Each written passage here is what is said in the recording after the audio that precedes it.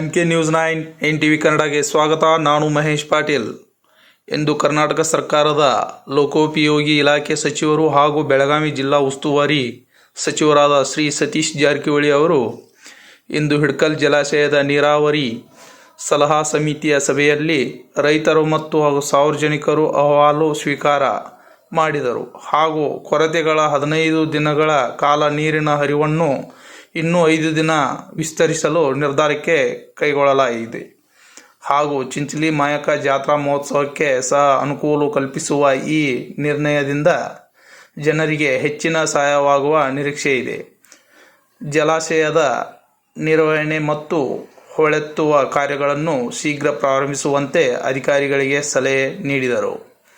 ಈ ಸಭೆಯಲ್ಲಿ ಸಚಿವರ ಆಪ್ತ ಸಹಾಯಕರಾದ ಪಾಂಡುರಂಗ್ ಮನ್ನಿಕೇರಿ ಹಾಗೂ ಶಾಸಕರಾದ GT ಪಾಟೀಲ್, ದುರ್ಯೋಧನ್ ಐಹೊಳೆ, ಸಿದ್ದು ಸೌದಿ, ಬುಡಾ ಅಧ್ಯಕ್ಷರಾದ ಲಕ್ಷ್ಮಣರಾವ್ ಚಿಗಳೆ ಹಾಗೂ ಅಧಿಕಾರಿಗಳು ಉಪಸ್ಥಿತರಿದ್ದರು. ವರದಿ Niranjan Shirur, MK news 9 NTV Kannada.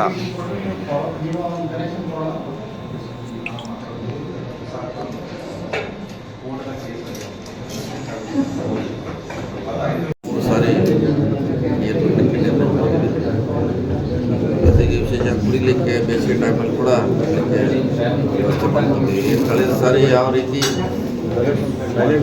ರೈತರಿಗೆ ಜನರಿಗೆ ತೊಂದರೆ ಆಗಂಗೆ ನಮ್ಮ ವ್ಯವಸ್ಥೆ ಮಾಡಿದ್ದೀವಿ, ಅದೇ ಮಾದರಿಯಲ್ಲಿ ಕೂಡ ಇದು ಸರಿ ಮಾಡ್ತಾ ಇದ್ದೀವಿ. ಸರ್, ಈ ವರ್ಷ ಮಳೆ ಜಾಸ್ತಿ ಕೂಡ ಆಗಿದೆ ಸರ್. ಜಾಸ್ತಿ ಆಗಿದೆ, ನಮ್ಮ ಕಡೆ ನೀರು ಜಾಸ್ತಿ ಇದೆ.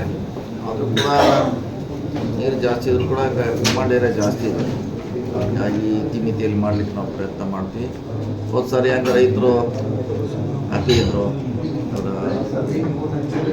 ಒಂಥರ ನಾವು ಮಾಡಿರುವಂಥ ಸಿಸ್ಟಮಿಗೆ ಉತ್ಸಾಹದಿಂದಿದ್ರು. ಅದೇ ಮಾದರಿಯಲ್ಲಿ ಈ ಸಾರಿ ಕೂಡ ಮಾಡ್ತೀವಿ ಸರ್. ಜನವರಿ, ಫೆಬ್ರವರಿ, ಮಾರ್ಚಲ್ಲಿ ನೀರಿನ ಅವಶ್ಯಕತೆ ಭಾಳ ಬೇಕಾಗ್ತದೆ ಸರ್. ಅದು ಮಾಡ್ತೀವಿ. ಮತ್ತು ಏಪ್ರಿಲ್ ಮೇದಲ್ಲಿ ಕೂಡ ಅವರಿಗೆ ರೈತರಿಗೆ ಕುಡಿಲಿಕ್ಕೆ ನೀರು ಮಾಡ್ತೀವಿ. ಕಳೆದ ಸಾರಿ ಏನು ಮಾಡಿದ್ರಲ್ಲ, 2 ಸಾರಿ ಅವ್ರಿಗೆ ಎಕ್ಸ್ಟ್ರಾ ನೀರು ಕೊಟ್ಟಿದ್ದೀವಿ ನಾವು.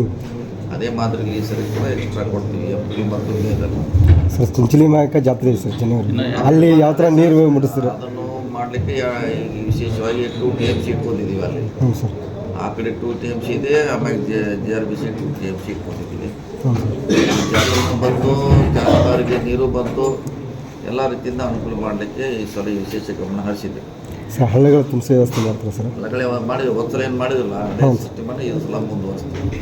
ಇನ್ನೊಂದು ಸರ ರಾಯಬಾಗ ಹುಲ್ಯಾಳ ಕೆರೆಯನ್ನು ಯಾವುದೋ ಅಂತಾರೆ ಅತಿಕ್ರಮ ಕೆಲವೊಂದು ನೋಡ್ರಾಗ ಅವು ಏನು ತೆರವುಗಳು ಸಾಕ್ತೀವಿ ಮಾಡ್ತಾರೆ. ಅವ್ರು KEB ಅವ್ರು ಮಾಡ್ತಾರೆ ಅಲ್ಲಿ. ಈಗಾಗಲೇ ಅವ್ರ ಏರಿಯಾದಲ್ಲಿ ಏನು ಮಾಡಿದಾರ, ಏರಿಯಾದಾಗ ಏನು ಪಂಪ್ ಹಾಕಿದ್ದಾರೆ ಕೆರೆ ವ್ಯಾಪ್ತಿಯಲ್ಲಿ, ಅದನ್ನು ತೆರವುಗೊಳಿಸಲಿಕ್ಕೆ ಅವರು ಕ್ರಮ ಕೈಗೊಳ್ತಾರೆ.